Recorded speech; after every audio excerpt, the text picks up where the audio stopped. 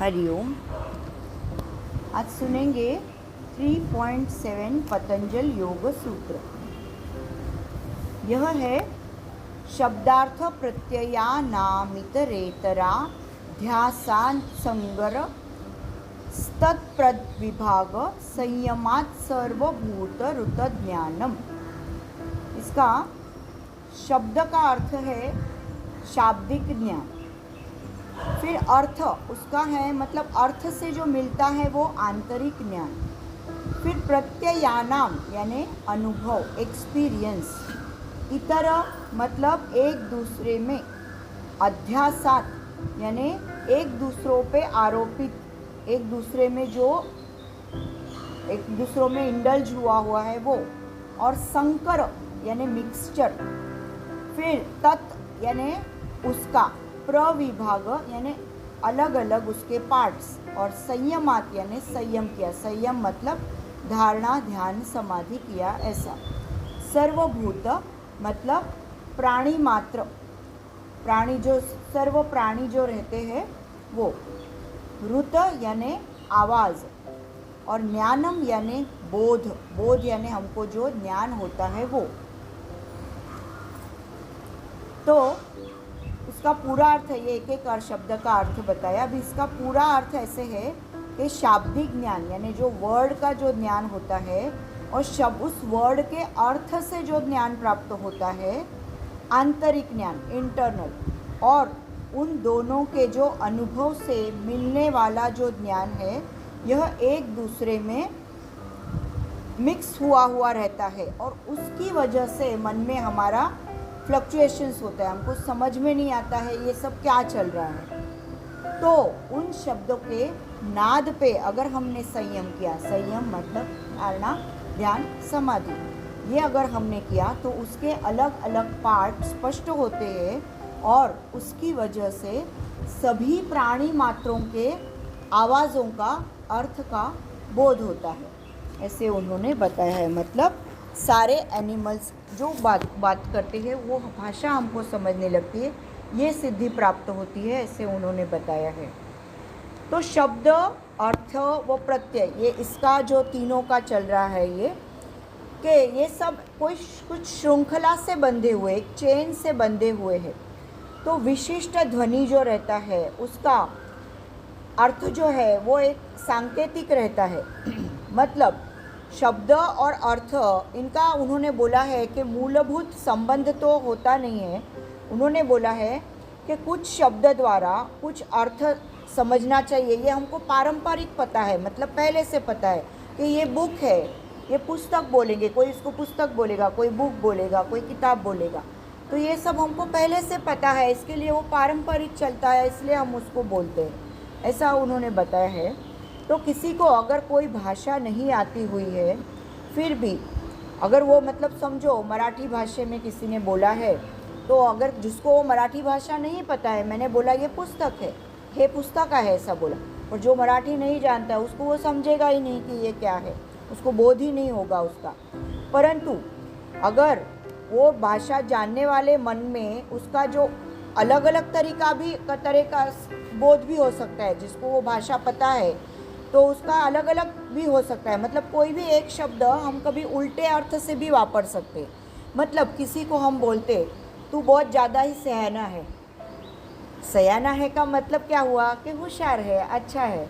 पर अगर एस्टॉन्ट में बोला कि तू बहुत ज़्यादा ही सयाना है, मतलब क्या कि तू मूर्ख है, तो अर्थ बदल गया ना, सयाना का ही अर्थ बदल गया, चेंज हो गया। तो उनको ये बताना है कि एक ही शब्द के अलग अलग अर्थ भी निकल सकते हैं। तो परंपरागत जो शब्द का अर्थ रहता है हम उसको समझते हैं। और हमारा जो इस तरह से मतलब जो शब्द, अर्थ, ज्ञान, इन सब का ऐसा मतलब बहुत एकदम गोंधल बोलते हैं जिसको मराठी में, ऐसा हो जाता है। तो उसमें से कोई सत्य ज्ञान नहीं होता है। एक शब्द का दूसरे अलग से बोलेंगे तो अलग अर्थ होगा, सही अर्थ अलग है। जिसको भाषा नहीं आती उसको वो अर्थ समझ में नहीं आएगा। तो ऐसा सब कॉम्प्लिकेशंस क्रिएट हो जाता है। सच में बताए तो उन्होंने ऐसा बताया है कि भाव जानने के लिए भाषा की ज़रूरत होती ही है, ऐसा नहीं है। किसी के मन का भाव उसके एक्सप्रेशन से भी समझ में आता है, ज़रूरी नहीं हर बार बोलना। तो उन्होंने जैसे एक एग्जाम्पल दिया है कि एक बच्चा और माँ, उनका कंटिन्यूस कॉन्वर्सेशन चलता रहता है, घंटों चलता रहता है, छोटा बच्चा और माँ। तो वो कोई जो लैंग्वेज का तज्ञ रहता है ना, उसको भी वो मतलब इसमें डाल देता है कि ये उनकी क्या भाषा चल रही है, माँ और बच्चे क्या बातें कर रहे हैं, एक दूसरे के साथ खेलते रहते हैं, क्या करते हैं, वो समझ में नहीं आता है। किसी और को है ना, वो इतना कोई एकदम उसमें एक्सपर्ट रहेगा ना लैंग्वेज का, उसको भी वो समझ में नहीं आता है। तो ऐसा जो प्राणी है, मतलब कुत्ता है, बिल्ली है, जो भी है, वो भी कुछ ठराविक उसका जो प्रॉपर उसका जो टोन है, तो कुछ बात करने का जो तरीका है, उसमें से वो अपना लव या अपना गुस्सा व्यक्त करते रहते हैं। तो सत्य ज्ञान जो है वो हमेशा शब्दार्थ के पार रहता है। तो योगी संयमावस्था में शब्द में से निर्माण होने वाले अर्थ और उसके अनुभूति, उसकी जो परंपरागत जो सांकेतिक बंधन है, उसको तोड़ डालता है। और जब ये ऐसा होता है, वो संयम करता है उसके अर्थ पे, शब्द पे, सब पे, तभी अलग अलग से सब उस पर संयम करता है, मतलब ध्यान करता है, तो उसको एकदम अचूक ज्ञान होने लगता है। जो प्राणी मात्र रहते, कोई भी प्राणी का उसको समझ में आएगा, ये कैट ऐसे अभी इस समय ऐसे आवाज़ कर रही है, थोड़ी देर के बाद कुछ अलग आवाज़ करी, तो वो योगी को वो समझ में आता है कि अभी इसको क्या हुआ और अभी उसको क्या हुआ। तो एनिमल्स की भी भाषा समझ में आती है, ऐसा उन्होंने बताया है। ये सिद्धि उनको प्राप्त होती है। अभी आनंद ऋषि जी ने अलग अलग एग्जाम्पल्स दिए हैं इसके बारे में, कि उन्होंने बताया है कि ओशो जी ने बताया है कि प्राणी की तरह वनस्पति प्लांट्स भी अपनी भावनाएं समझते हैं। डॉक्टर लुकमन करके होके गए, वो प्लांट्स के साथ बातें करते हैं, वो प्लांट्स को ही उनके गुणधर्म पूछते हैं कि तुमने क्या क्या गुणधर्म है, ठीक है, फिर उससे बातचीत करके, उससे बात वो करके, और फिर उसमें से दवाइयाँ बनाते थे। तो ऐसे उन्होंने बताया है। फिर पुणे के जो ओशो कम्यून करके है, उसमें जो गार्डन में एक उनकी एक मुलाकात ली हुई थी, तो ओशो टाइम्स में एक बार वो प्रसिद्ध हुई थी। उस मुलाकात के अनुसार वो जो बाग का या गार्डन का मुख्य अधिकारी माँ मुक्ता और उधर के जो वनस्पति तज्ञ थे स्वामी वेदांत, ये झाड़ के साथ संवाद मतलब बातचीत करते थे। तो वो क्या करते थे, झाड़ को क्या चाहिए क्या नहीं चाहिए ऐसे पूछते थे। और उस गार्डन में काम करने वाले एक जो मराठी माली था, वो भी ओशो के दीक्षित शिष्य ही थे। उन्होंने उस मुलाकात में बताया है कि झाड़ को कट करने से पहले भी वो झाड़ का संवाद साधते थे, मतलब उसको कट करने से पहले उसकी परमिशन लेते थे। उसको बोलते थे कि कल मैं तुझे काटने वाला हूँ, कल तुझे तेरी फ्लावर्स, तेरा ब्रांचेस, तेरा लीव्स मैं सब काटने वाला हूँ, उससे मुझे दवाइयाँ बनानी है, कुछ तेल बनाने हैं। तो ऐसे वो बातचीत करते थे और फिर दूसरे दिन काटते थे।